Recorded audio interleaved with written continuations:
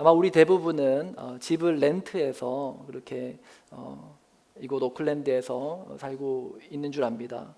저도 마찬가지로 집을 렌트해서 살고 있죠. 저희는 중개인을 통해서 이렇게 소통하기 때문에 저희 집주인을 한 번도 만나본 적이 없습니다.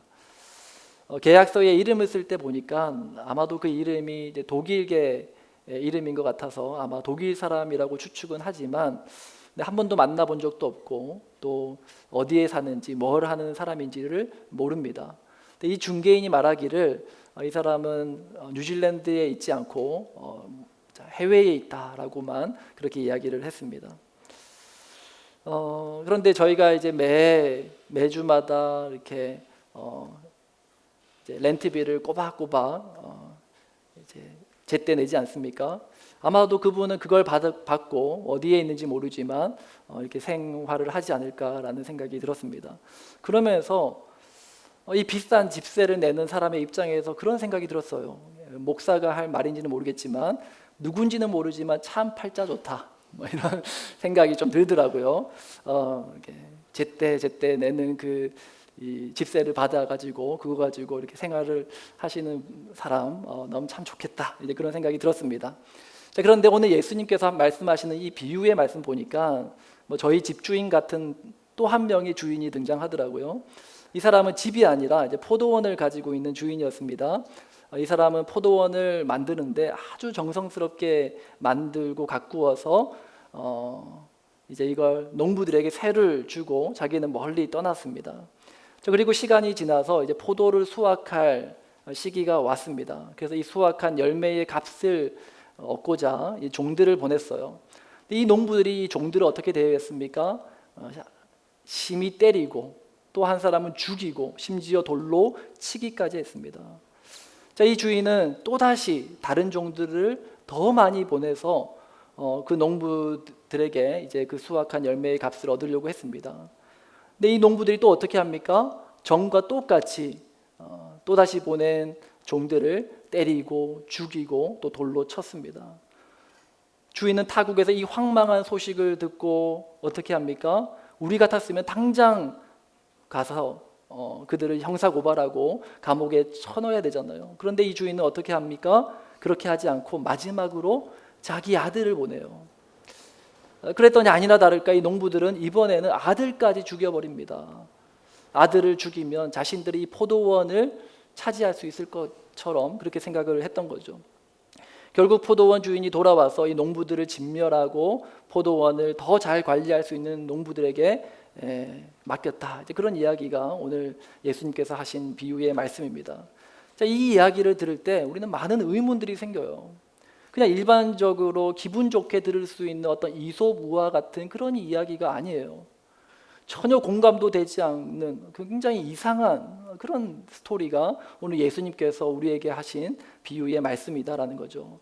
저는 크게 세 가지 의문이 들었습니다. 두 개의 의문은 이 주인에 대한 생각, 주인에 대해서 생각할 때 드는 의문이고요. 하나의 질문은 농부들을 보면서 드는 질문이었습니다. 주인에 대하여 드는 첫 번째 질문은 뭐냐면 주인은 왜 이 포도원을 만들고 타국으로 떠난 걸까? 오늘 보면 33절 말씀 보시면 이 주인이 포도원을 만들어 산 울타리로 두르고 거기에 집 짜는 틀을 만들고 망대를 짓고 농부들에게 세를 주고 타국에 갔다. 근데 이 주인이 포도원을 만드는데 그냥 대충 만들지 않았어요. 굉장히 신경 쓰면서 산 울타리로 이렇게 둘러가지고 경계도 만들고 집 짜는 틀도 만들어가지고 거기 잘 배치하고 그리고 망대를 세워가지고 외부에 어떤 적들이 오지 못하도록 그럼 이렇게 모든 아주 잘 가꾸어서 이 포도원을 일구었단 말이죠. 그런데 그 포도원을 농부들에게 세를 주고 자기는 멀리 떠나갔다. 제가 처음에 우스갯소리로 집세 받으면서 참 행복하게 살겠다 이렇게 생각을 했지만 사실 이 본문에 등장하는 이 주인이 그런 의도로 포도원을 만들었을까? 그 구체적인 상황은 언급하지 않습니다. 자, 주인에 대하여 드는 또 하나의 의문은 뭐냐면 주인은 왜 계속해서 종들을 보냈을까라는 거죠.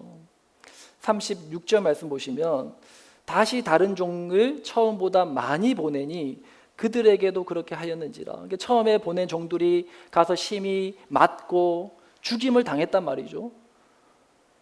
그러면은 상식적으로 한 번 그런 일들이 있으면은 또 다시 보낸들 그와 같은 일이 일어날 확률이 굉장히 높잖아요. 그런데 이번에는 전보다 더 많은 종들을 보내고 있다라는 거죠. 아마도 이 주인은 이 타국에 멀리 있으니까 아마 이 상황을 모르지 않았을까, 모르니까 이렇게 하지 않았을까. 그런데 오늘 본문 말씀 보면 분명히 이 주인은 이 사실을 알았어요. 자기가 보낸 종들이 농부들에 의하여 죽임을 당했다라는 사실을 알았습니다. 오늘 보면 37절 말씀 보시면 그가 이렇게 말합니다. 자기 아들을 보내면서 이렇게 말하죠. 그들이 내 아들은 존대하리라. 무슨 말입니까? 전에 보낸 내 종들에게는 그렇게 나쁘게 대했다라는 것을 이 주인이 아는 거예요. 그러니까 내가 이번에는 내 아들을 보내면 내 아들은 존대하겠지, 그렇게 생각을 하고 보낸 겁니다. 이해가 안 되죠. 종들을 보내는 족족 때리고 죽이고 돌로 치는데 거기다가 아들을 보낸다고요? 이 말이 안 되는 이야기다라는 거죠.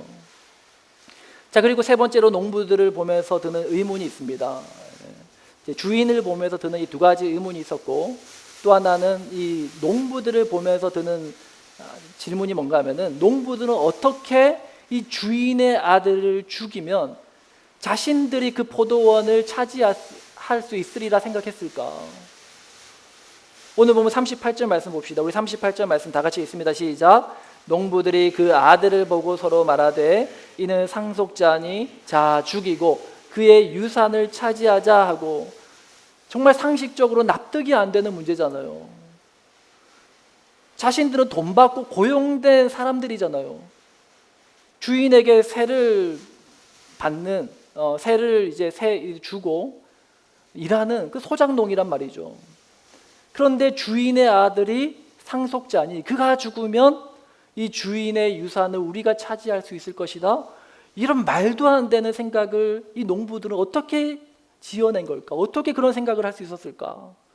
그런 의문이 드는 겁니다. 우리가 세 가지 의문들을 하나씩 생각해 볼 텐데, 마지막 이 세 번째 농부들에 관한 문제에 대해서 먼저 한번 생각해 보기 원합니다. 예수님께서는 이 비유로 하시는 말씀의 어떤 본질이 있죠. 자, 이 비유는 무엇을 말하고자 하신 것일까?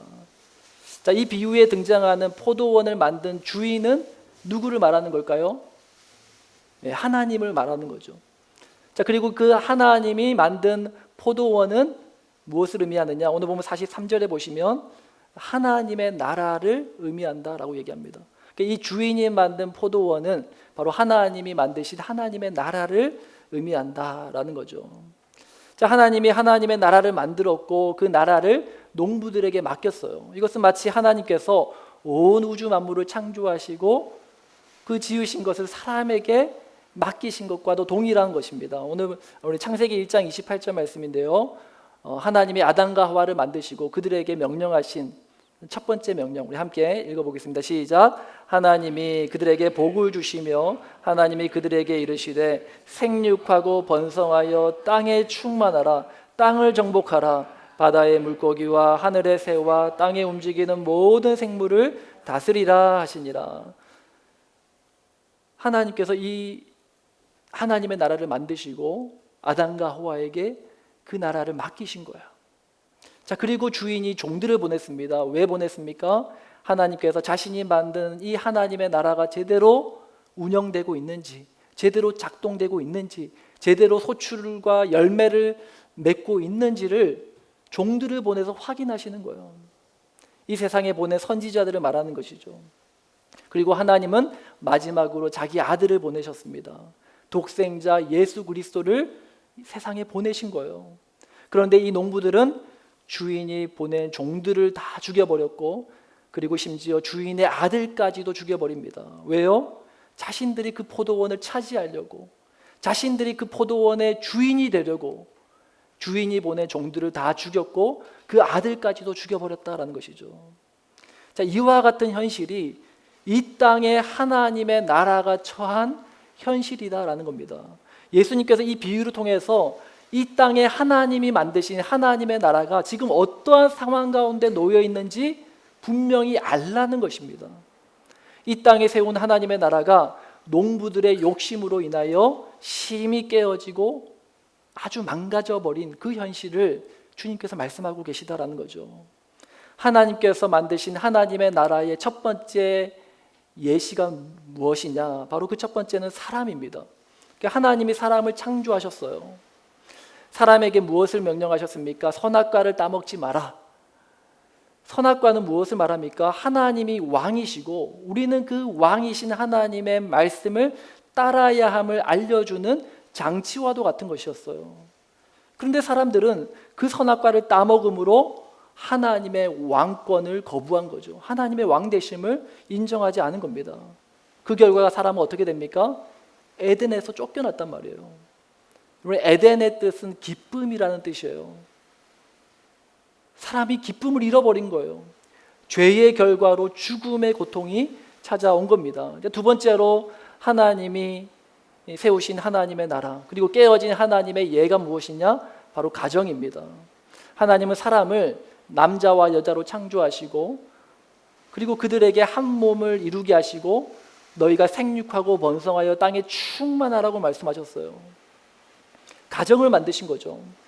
그런데 그 가정이 하나님의 왕되심을 거부하니까 어떻게 됐습니까? 부부가 서로에게 책임을 전가하는 거예요. 하나님이 만들어주신 저 여자 때문에 내가 선악과를 따먹었습니다. 잘못을 지적하고 정죄한 겁니다. 그 결과 자식에게도 안 좋은 영향을 끼치는 거예요. 첫째 가인이 둘째 아벨을 들에서 쳐 죽이는 거예요. 인류 최초의 살인이 벌어지지 않았습니까? 하나님의 주인 되심을 거부한 가정이 어떻게 망가지고 깨어지는가 보여주고 계신 거예요. 세 번째로 깨어진 하나님의 나라의 예시는 교회입니다. 하나님은 세상의 빛으로 소금으로 이 교회를 세우셨어요. 그런데 그 교회가 머리 대신 예수님을 거부하고 자신들이 교회의 머리가 되어버리니까 어떤 일이 벌어져요? 교회 안에 파당이 만들어집니다. 서로 으르렁거리고 싸워요. 분열되고 깨어집니다.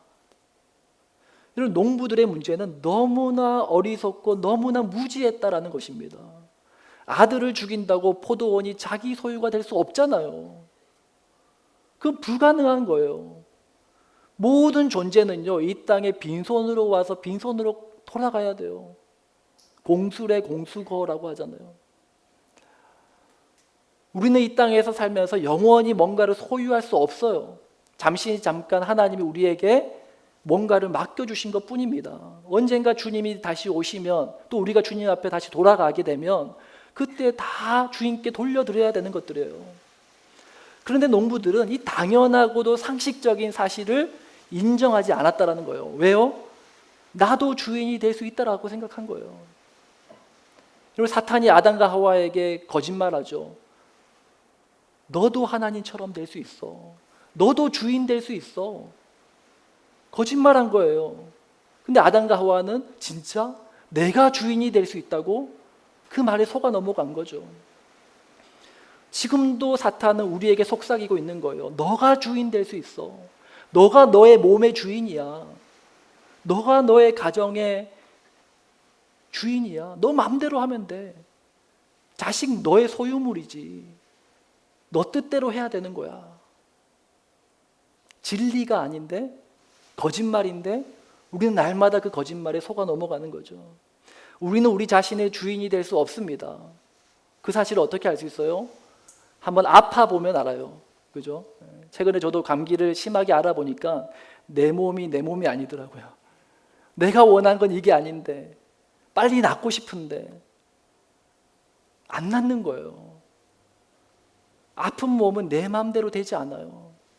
병이 우리에게 가르쳐주는 진리는 내 몸이 내 것이 아니라는 사실을 우리에게 가르쳐주는 거예요.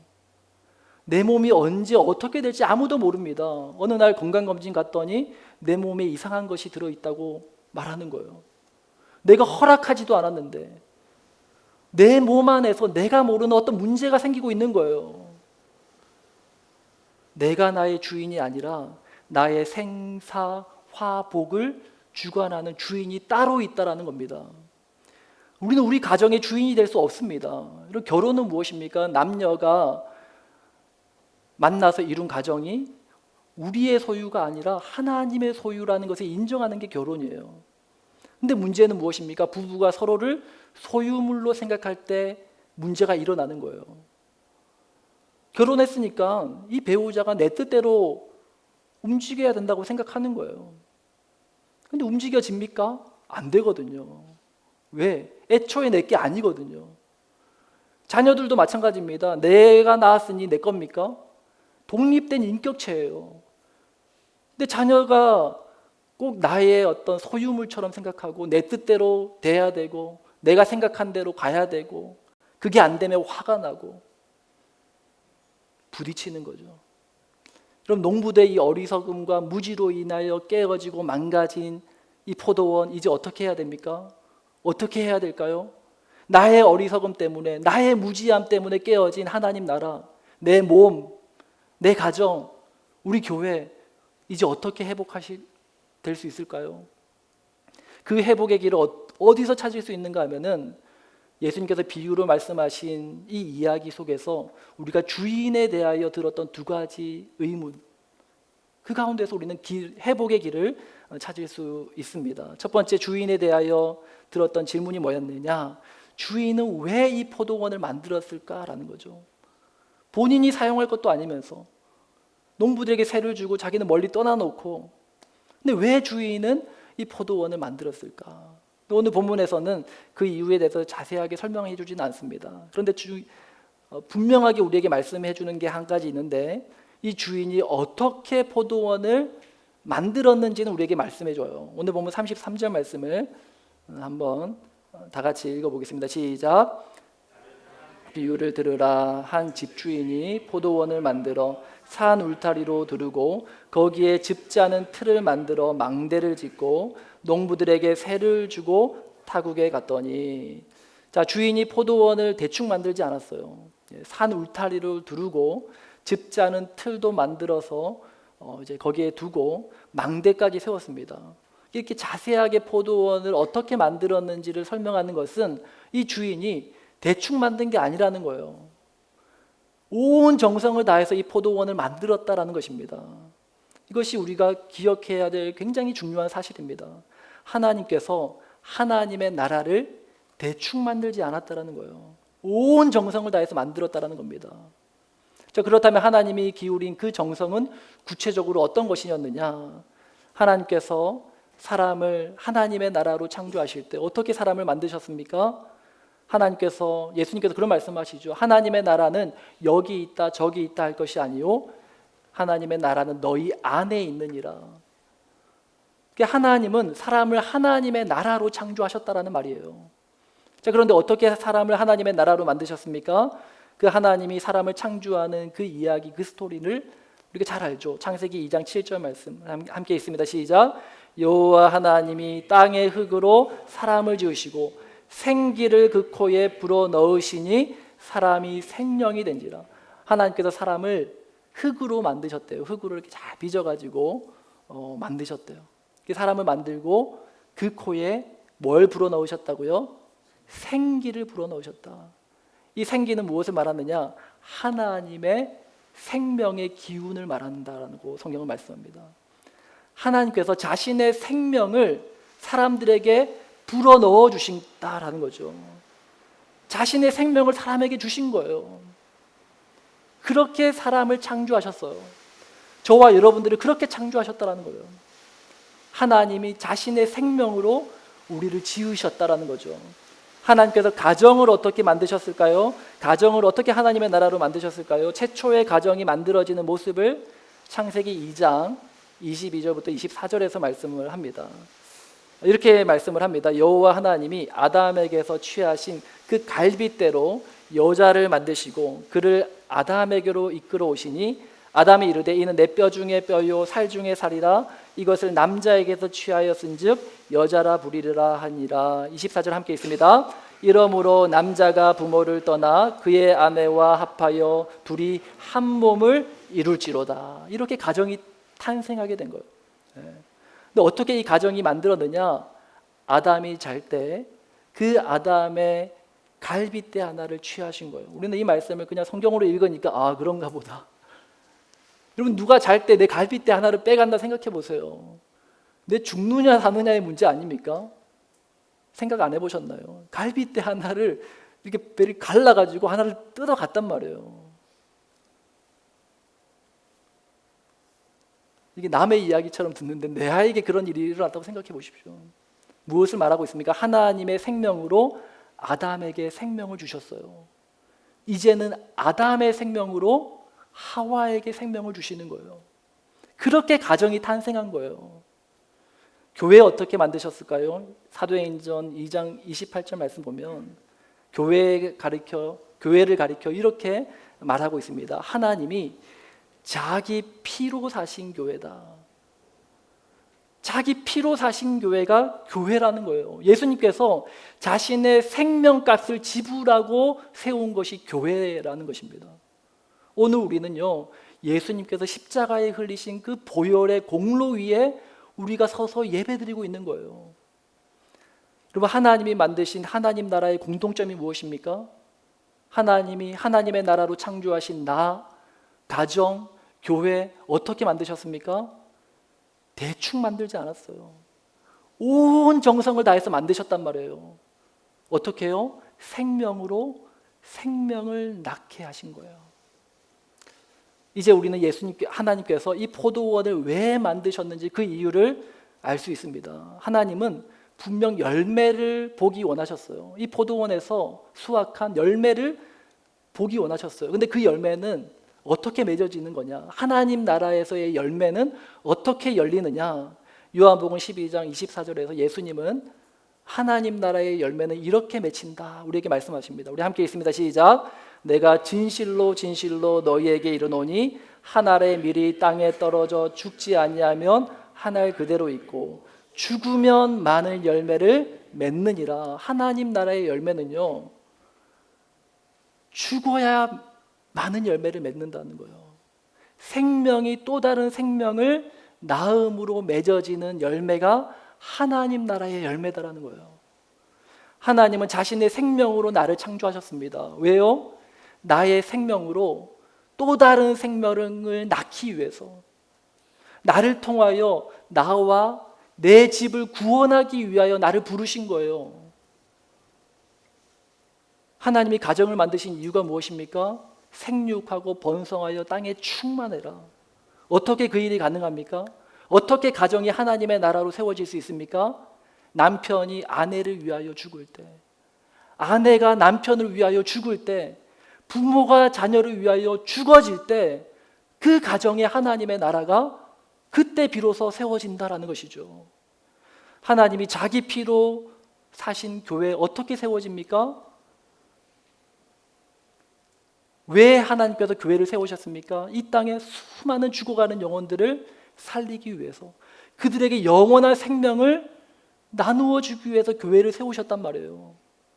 생명이 또 다른 생명을 낳는 것, 이것이 하나님께서 하나님의 나라를 세우신 이유였다라는 것입니다. 하나님의 나라가 회복할 수 있는 두 번째 길은 무엇인가? 우리가 주인에 대하여 들었던 두 번째 질문에서 찾을 수 있습니다. 두 번째, 이 주인이 하는 행동에서 이해되지 않았던 의문이 뭐였습니까? 기억나시는 분 있나요? 이 주인은 왜 계속해서 종들을 보냈을까? 한 번 보냈잖아요. 다 죽임을 당했단 말이에요. 폭행을 당하고 죽임 당하고 돌로 쳐 죽임을 당했단 말이에요. 그런데도 포기하지 않고 이 주인이 또 다른 종들을 보냈어요. 마지막에는 자기 아들까지도 보냈단 말이에요. 다른 건 다 그렇다 치더라도 자기 아들까지 보낸다는 것은 말이 안 되잖아요. 너무 바보 같은 짓이잖아요. 누가 자기 아들을 그 죽을 자리라는 것을 알고도 그 자리를 보내냐는 거예요. 세상에 그런 부모는 없단 말이에요. 너무 말이 안 되는 이야기입니다. 근데 이 주인은 왜 그렇게 했을까? 예수님께서 십자가 지시기 하루 전날 밤 제자들을 다 불러 모았습니다. 그리고 우리가 잘 아는 그 최후의 만찬, 시간을 가지죠. 자, 그리고 이 만찬을 다 가진 후에 식사가 다 끝나고 예수님께서 하신 일이 뭘까요? 제자들을 다 앉히고 대야에 물을 담아서 제자들의 발을 씻겨주신 거예요. 자, 그렇게 제자들의 발을 씻기면서 예수님께서 하신 첫 마디가 뭐였냐? 요한복음 13장 1절 말씀입니다. 유월절 전에 예수께서 자기가 세상을 떠나 아버지께로 돌아가실 때가 이른 줄 아시고 세상에 있는 자기 사람들을 사랑하시되 끝까지 사랑하시니라. 주인이 종들을 계속해서 보낸 이유가 이거라는 거예요. 하나님께서 우리를 사랑하시되 끝까지 사랑하신다라는 것을 보여주시는 거예요. 끝까지 포기하지 않고 사랑을 베풀어 주신다라는 거예요. 거부하고 모욕을 주고 당장 이 집에서 나가라고 소리쳐도 주님은 떠나지 않으세요. 끝까지 내 안에 머물러 주시는 거예요. 부모도 나를 포기했어요. 내 주변 사람들 다 나를 외면하고 떠나갑니다. 그런데 주님은요, 떠나지 않으세요. 모든 사람들이 나를 떠나가도 주님은 떠나지 않는다는 거예요. 끝까지 사랑하시겠다는 거예요. 주님께서 우리 가정을 끝까지 포기하지 않으신다는 거예요. 부부가 화가 나가지고 이제 그냥 그만하자, 도장 찍자, 이제 갈라지자, 갈 길 가자, 각자 그런 말 홧김에 하지 않습니까? 그런데 주님은 포기하지 않는다는 거예요. 교회를 향한 주님의 마음 끝까지 포기하지 않으신다는 겁니다. 우리는 교회를 포기하고 떠날지라도 우리 주님은 마지막까지 교회를 지키시고 교회를 떠나지 않으신다는 거예요. 왜요? 그분이 주인 되시기 때문에, 그분이 교회의 머리 되시고 주인이시기 때문이다라는 겁니다. 이야기는 여기서 끝이 아닙니다. 주님께서 제자들의 발을 씻기시고 난 다음에 그들을 향해서 말씀하십니다. 요한복음 13장 15절 우리 함께 읽습니다. 시작. 내가 너희에게 행한 것 같이 너희도 행하게 하려 하여 본을 보였노라. 내가 너를 끝까지 포기하지 않고 사랑했던 것 같이 너도 포기하지 마.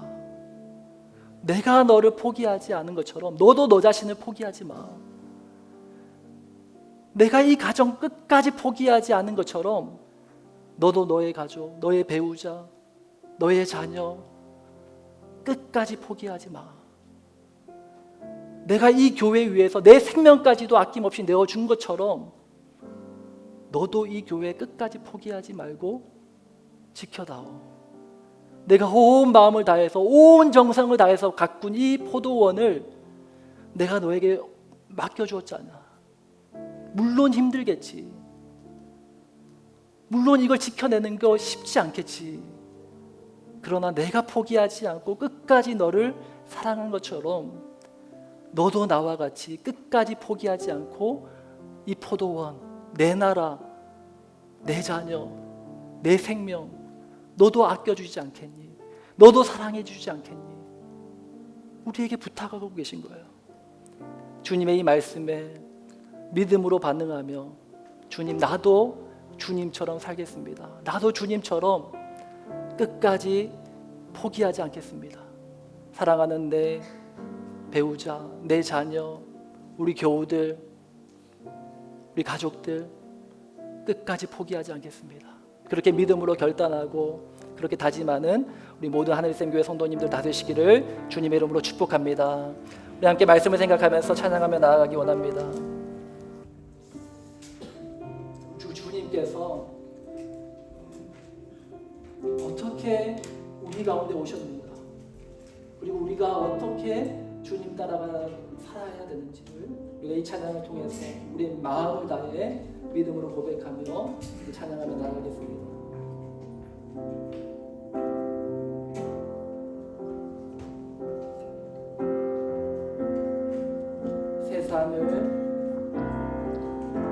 세상을 구원하기 위해 흘려야 할 피가 필요하다면 죄인을 대신하기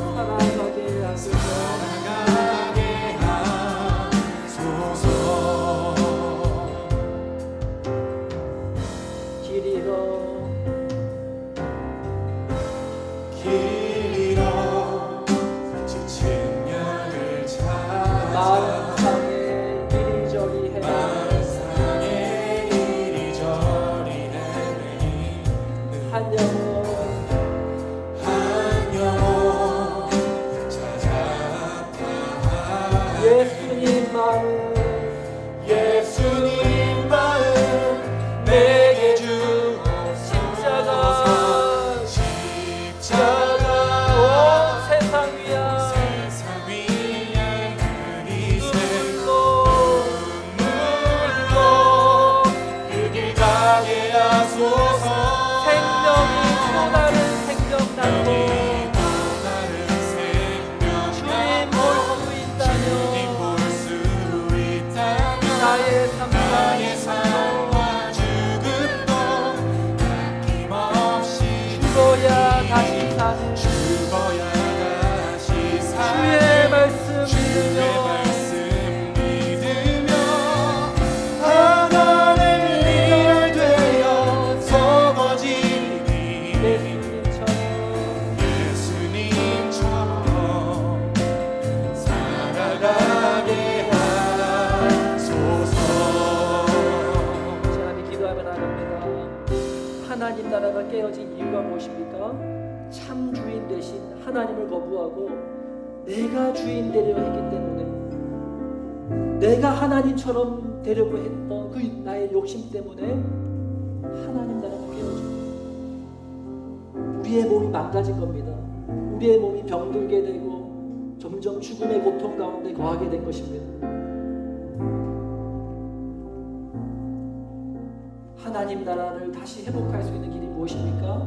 생명으로 생명을 낳으신 예수님처럼, 우리를 사랑하실 때 끝까지 사랑하신 그 예수님처럼 우리도 생명으로 생명을 낳고 하나님 나라를 끝까지 품고 끝까지 사랑하는 것, 그것이 하나님 나라를 회복하는 길이라고 말씀합니다. 남이 기도합니다. 주님, 내가 기꺼이 하나님 나라 위하여 나의 생명조차 아끼지 않겠습니다. 나를 끝까지 사랑하신 그 주님의 사랑을 본받아 나도 끝까지 포기하지 않고 사랑하며 살겠습니다. 결단하며 주님 앞에 기도하며 나아갑니다. 오 주님, 주님, 생명으로 생명을 낳은 그 하나님의 나라의 열매를 하나님 우리가 낳고 경험하며 살게 하여 주시옵소서. 나를 사랑하시되 끝까지 사랑하신 주님의 사랑을 본받아 우리도 끝까지 포기하지 않고 끝까지 사랑하며 살 수 있게 하여 주시옵소서. 하나님, 나 자신을 온전히 사랑하는 우리가 되게 하여 주시옵소서.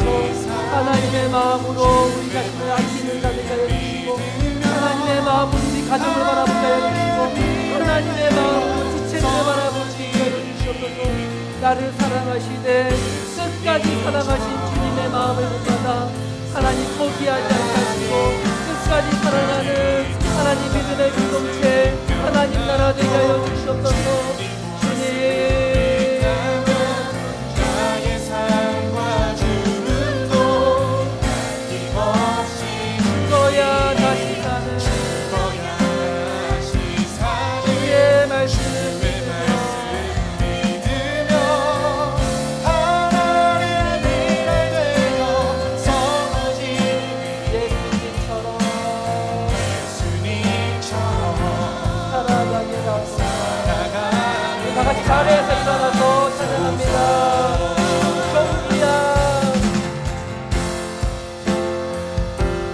존귀한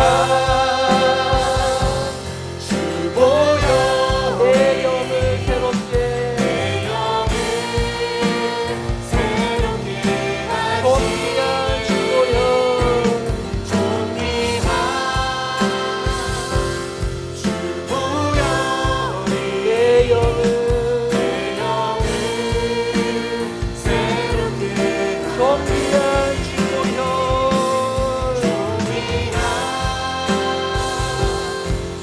보여 내 영을 새롭게 하시고 새롭게 하여 주시옵소서. 존귀한 주 보혈이 내 영을, 우리 가정을, 우리 교회를 새롭게, 마지막으로 다시 한번 더